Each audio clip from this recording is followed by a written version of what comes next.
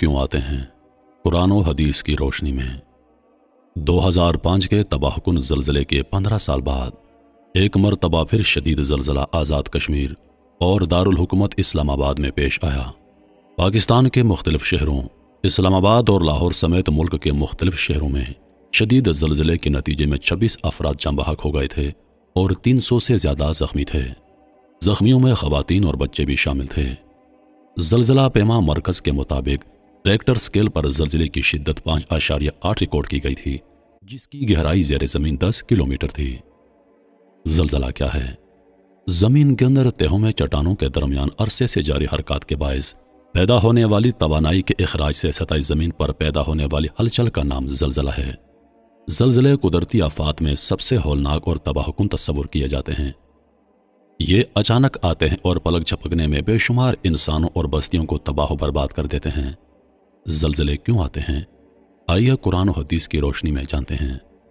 اللہ تعالیٰ کی طرف سے عذاب الہی مختلف قوموں پر مختلف شکلوں میں ظاہر ہوتا ہے، جس میں زلزلے، طوفان، سیلاب، قحط و خشک سالی کے علاوہ دیگر زمینی اور آسمانی آفات و بلیات شامل ہیں، جس کا بنیادی سبب اللہ تعالیٰ اور اس کے رسولوں اور نبیوں کی نافرمانی اور ان قوموں کی اپنی بدعمالیوں کو قرار دیا گیا ہے، جن کا ذکر قرآن کریم میں مختلف صورتوں اور آیات میں ملتا ہے، جن میں سے چند آیات پیش کی جا رہی ہیں۔ سورہ روم میں ارشاد خداوندی ہے، ظهر الفساد في البر والبحر بما كسبت أيدي الناس ليذيقهم بعض الذي عملوا لعلهم يرجعون۔ بحر و بر میں فساد ان کے گناہوں کے باعث پھیل گیا جو لوگوں کے ہاتھوں نے کما رکھے ہیں، تاکہ اللہ تعالیٰ انہیں بعض برے اعمال کا مزہ چکھا دے جو انہوں نے کیے ہیں، تاکہ وہ باز آ جائیں۔ اسی طرح سورۃ الشورى میں اللہ تعالیٰ ارشاد فرماتا ہے، وما أصابكم من مصيبة فبما كسبت أيديكم ويعفو عن كثير۔ اور جو مصیبت بھی تم کو پہنچتی ہے تو اس بدعمالیوں کے سبب سے پہنچتی ہے جو تمہارے ہاتھوں نے کمائی ہوتی ہے، حالانکہ بہت سی کوتاہیوں سے تو وہ درگزر فرما دیتا ہے۔ زلزلے اور قدرتی آفات محض عذاب الہی ہی نہیں، بلکہ یہ بندوں پر اللہ کی آزمائش کی صورت میں بھی نازل ہوتی ہیں۔ اس لیے اللہ تعالیٰ سے توبہ اور استغفار اور بخشش و مغفرت کے ساتھ رجوع کرنا چاہیے۔ اس آزمائش کا ذکر قرآن پاک کی ان آیات سے ہوتا ہے۔ زلزلے قیامت کی نشانی اور سورۃ الزلزال اللہ رب العزت نے قرآن کریم کی سورۃ الزلزال کی پہلی چند آیات میں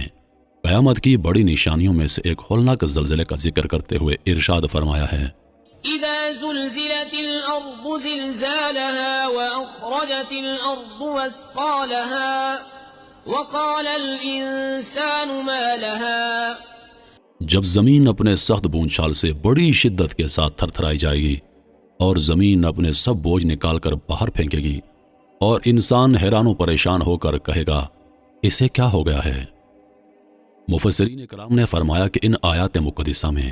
ایک ایسے زلزلے کا ذکر کیا گیا ہے جو پوری روئے زمین پر آئے گا اور قیامت برپا کر دے گا، اور اس ہیبتناک اور خوفناک زلزلے سے زمین کا کوئی حصہ محفوظ نہیں رہے گا، جس کے نتیجے میں پوری زمین کو ہموار کر دیا جائے گا۔ مگر اس سے قبل چھوٹے چھوٹے زلزلے آئیں گے جو قیامت کی نشانیوں میں سے ہوں گے اور جو کثرت سے نمودار ہوں گے۔ امام بخاری رحمۃ اللہ علیہ نے اپنی کتاب الصحیح البخاری میں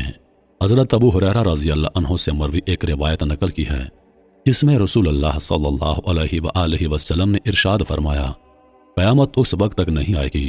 جب تک علم کو اٹھا نہیں لیا جاتا۔ اس وقت کثرت سے زلزلے آئیں گے، ایک زمانہ دوسرے کے قریب تر ہوگا، فتنہ اور فساد ظاہر ہوگا، یہاں تک کہ مال و دولت کی فراوانی اس طرح ہوگی جیسے ابل پڑے گی۔ جامع ترمذی میں معروف صحابی حضرت ابو ہریرہ رضی اللہ عنہ سے ہی دوسری حدیث مروی ہے کہ رسول اکرم صلی اللہ علیہ وآلہ وسلم نے قیامت کی نشانیوں کا ذکر کرتے ہوئے ارشاد فرمایا، جب مال غنیمت کو گھر کی دولت سمجھا جانے لگے، امانت میں خیانت کی جائے، زکوٰۃ کو بوجھ سمجھا جائے، دینی تعلیم دنیا کے لیے حاصل کی جائے، آدمی بیوی کی اطاعت کرنے لگے، اولاد ماں کو ستانے لگے، دوستوں کو قریب اور والدین کو دور کر دیا جائے، انسان سے ڈر کر اس کی عزت کی جائے، گانے بجانے والی عورتیں اور سامان تعیش کی کثرت ہو جائے، شرابیں پی جانے لگیں، امت کے بعد میں آنے والے لوگ پہلے لوگوں پر لعنت ملامت کرنے لگے تو پھر اس زمانے میں سرخ آندھیوں اور زلزلوں کا انتظار کرو اور زمین میں دھس جانے اور صورت مسخ ہو جانے اور آسمان سے پتھر برسنے کے منتظر رہو اور دیگر آفتاب و بلیات اور نشانیوں کا انتظار کرو جو اس طرح ظاہر ہوں گی جیسے کسی لڑی کا دھاگا ٹوٹ جائے تو لگاتار اس کے دانے گرتے رہتے ہیں۔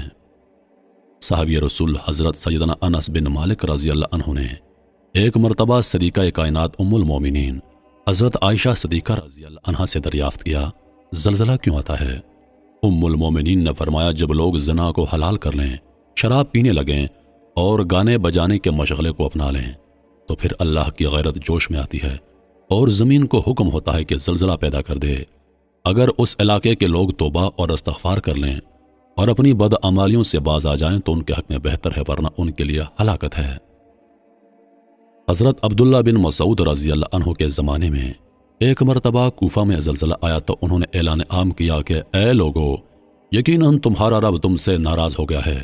اگر اس کی رضامندی چاہتے ہو تو فوراً اس کی طرف رجوع کرو اور اجتماعی توبہ کرو، وگرنہ اسے یہ پرواہ ہرگز نہیں کہ تم کس وادی میں ہلاک ہوتے ہو۔ عمر ثانی عادل حکمران حضرت عمر بن عبدالعزیز رحمۃ اللہ علیہ نے ایک مرتبہ جب زلزلہ آیا تو اپنے تمام گورنروں کو ایک مخصوص پیغام بھیجا جس میں آپ نے فرمایا، سنو اور اچھی طرح جان لو، زلزلے کے جھٹکے سزا کے طور پر آتے ہیں، لہٰذا تم لوگ صدقہ اور خیرات کرتے رہو اور توبہ اور استغفار میں لگے رہو اور آدم علیہ السلام کی یہ دعا مانگتے رہو۔ دونوں نے عرض کیا، اے ہمارے رب، ہم نے اپنی جانوں پر زیادتی کی اور اگر تو نے ہم کو نہ بخشا اور ہم پر رحم نہ فرمایا تو ہم یقیناً نقصان اٹھانے والوں میں سے ہو جائیں گے۔ محترم ناظرین، ان تمام باتوں سے یہ امر روزے روشن کی طرح عیاں ہو گیا ہے کہ زلزلے اور قدرتی آفات محض عذاب الہی نہیں بلکہ اللہ کے نیک اور پارسا بندوں پر آزمائش بھی ہیں، لہٰذا اس کے مصائب و آلام سے بچنے کے لیے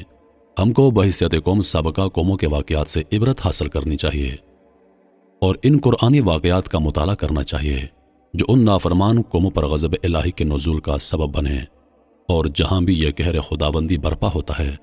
تو اللہ تعالیٰ کی طرف رجوع اور اجتماعی توبہ کے ساتھ ساتھ آفت زدہ علاقوں میں بلا تفریق و مذہب و ملت بحیثیت انسان ہمیں چاہیے کہ ان بے یار و مددگار سسکتے انسانوں پر مصیبت و آزمائش کے ان پر کٹھن لمحات میں اپنی رفاہی فلاحی خدمات بڑھ چڑھ کر پیش کریں۔ یہی ہے عبادت، یہی ہے دین و ایمان کہ کام آئے دنیا میں انسان کے انسان۔